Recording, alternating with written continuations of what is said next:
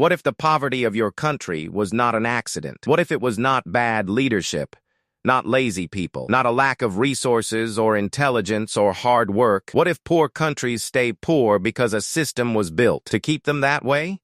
That sounds like a conspiracy. I know, but stay with me, because the evidence is hiding in plain sight, and once you see it, you cannot unseen it. Here is a question that should bother you. Africa has more natural resources than almost any continent on Earth. Gold, oil, diamonds, cobalt, lithium, copper. The minerals that power every smartphone, every electric car, every modern technology on the planet. It sits underneath African soil, yet Africa remains the poorest continent in the world. How is that possible? Nigeria has more oil than Norway. Yet Norway's citizens are among the wealthiest on Earth and Nigeria's are not. The Democratic Republic of Congo holds 70% of the world's cobalt, the mineral inside every single electric vehicle battery being built right now. Yet Congo is one of the poorest countries on the planet. Same resources, completely different outcomes. This is not bad luck. This is a system, and the system has a name. To understand it, we need to go back to 1944. The war is ending, Europe is destroyed, and the entire world is sitting down to redesign the global economy from scratch. 730 delegates from 44 countries walk into the Mount Washington Hotel in Bretton Woods, New Hampshire. Polished floors, mountain views, far from the rubble of the world outside, and in that room, wealthy nations build a financial system designed around one simple principle. Those who have money make the rules. Those who don't, follow them. The World Bank is created. The International Monetary Fund is created. The dollar becomes the world's reserve currency. All of it controlled by the same small group of wealthy nations that built the system in the first place. Poor countries are not invited to design the rules. They are simply told what they are. Fast forward. A poor country is struggling. Debt is rising. The economy is shrinking. People are suffering. So they go to the IMF, the International Monetary Fund, and ask for help. The IMF says yes, we will give you a loan, but there are conditions. Cut government spending. Privatize your public companies. Open your markets to foreign competition. Remove the protections on your local industries. These conditions are called structural adjustment programs, and they sound reasonable on paper, but here is what actually happens.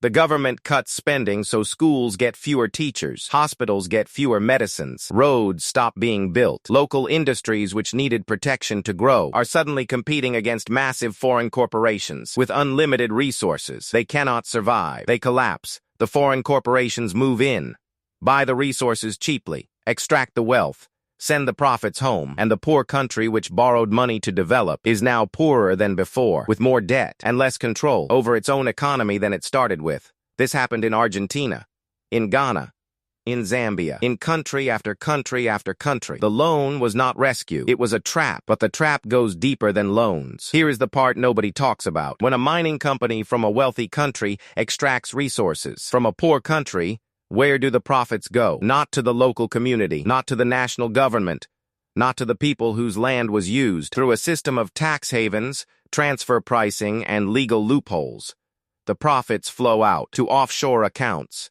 to parent companies in London, Paris, New York. The resource leaves. The money leaves.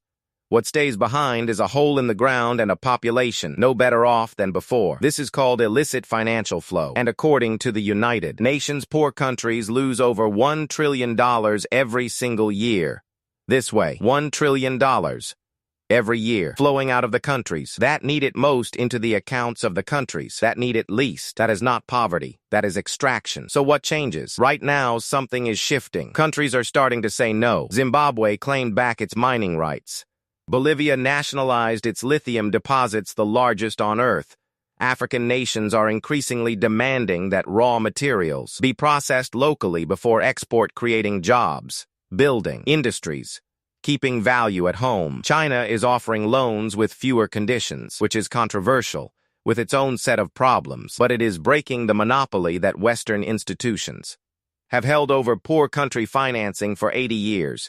The old system is being challenged, slowly, imperfectly. But really, here is the truth that changes everything. Poor countries are not poor because their people are lazy, not because their leaders are uniquely corrupt, not because they are somehow less capable or less deserving. They are poor because a system was built deliberately, carefully, legally to move wealth from the bottom of the world to the top, and it has worked exactly as designed for 80 years. The next time someone tells you that a poor country just needs to work harder or govern better, remember what you now know. The game was rigged before they sat down at the table, and the most powerful thing you can do is understand exactly how the rigging works. Subscribe because this channel exists for one reason: to explain the systems that run your world in plain language. No agenda, no noise. The next video is already waiting for you.